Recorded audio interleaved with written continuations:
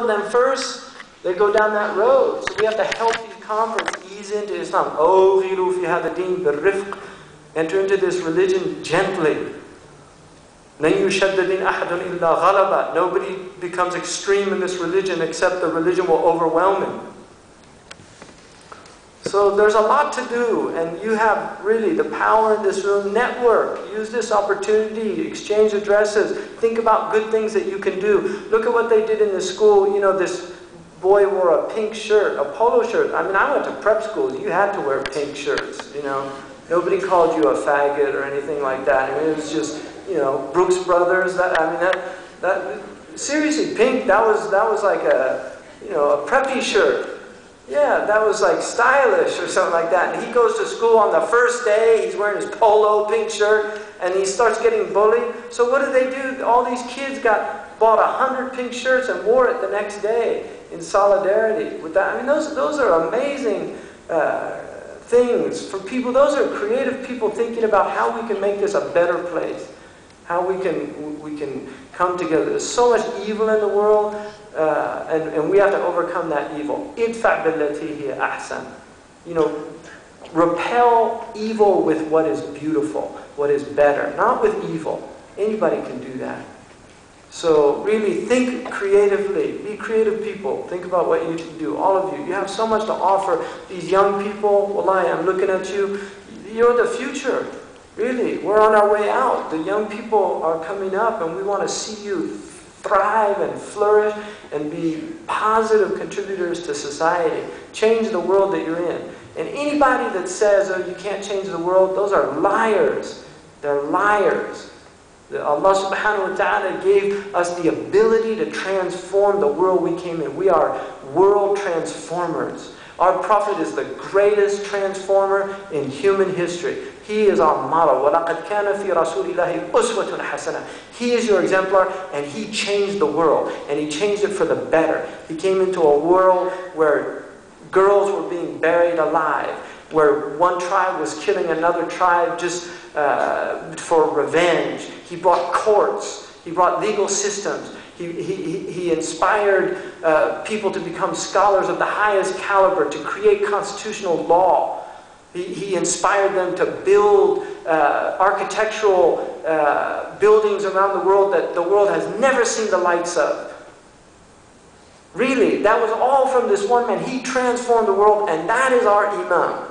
That is our Imam. He is a world transformer. And so nobody should ever think that we don't have the power to change this world that we see. We have the power to do it. I believe that firmly, and there are many positive changes in my own lifetime. Because in my mother's world, my mother's almost 90. In my mother's world, black and white people didn't sit on the same panel in this culture. But that was effort, that was people dying so that we could be brothers. Recognize the equality of our humanity. That took real struggle, but we've made major strides as a society. We have a long way to go, but we've made major strides. That's transformation. And that's what Islam has to offer. It has solutions to the race problem. It has solutions to the alcohol and drug problem. It has solutions to the degradation, the moral degradation, all these things.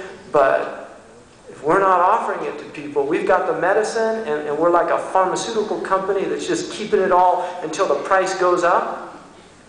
Really? No, give it out, free. Don't wait till you can make money off of it. So, Jazakumullah khair.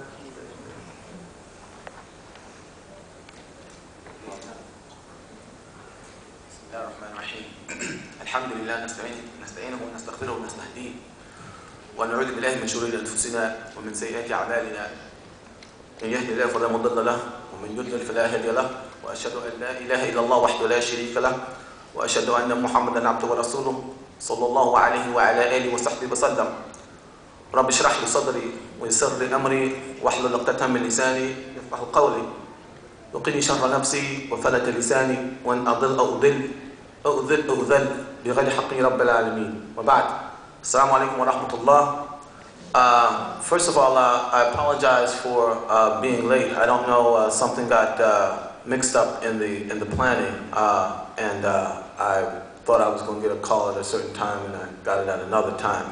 As a result of which, I'm coming in on the tail end of what I'm sure was a very beautiful and beneficial discussion, but there's a sense in which I feel like, as the Egyptians would say, زي الأطرش في الزفة. Someone who's come into, like a deaf person in a wedding procession who just doesn't really know what's going on. So what I'm going to do is I want to take my assignment rather literally and simply try and summarize the major aim of the presentations that I tried to give.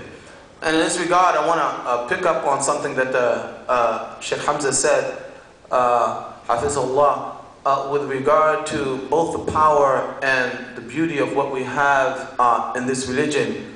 And if I might be permitted to perhaps even extend something in terms of what he said, and I didn't realize this, so I just began to phrase this point, but you know, you're looking at a whole panel full of people who know the transformative power of Islam. This is not theoretical for us.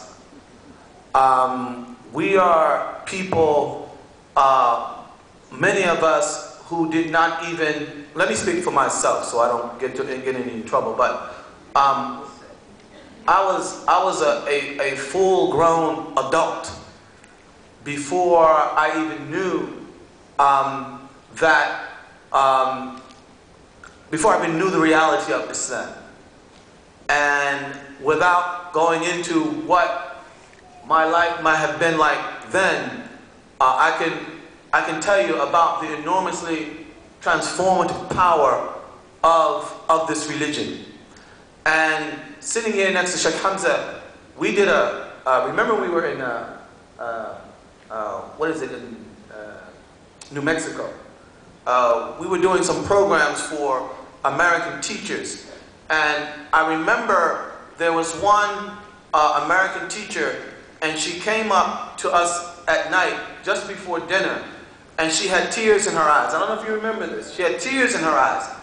And she said, you know, I'm really just shaken up because I just had this conversation with my husband on the phone.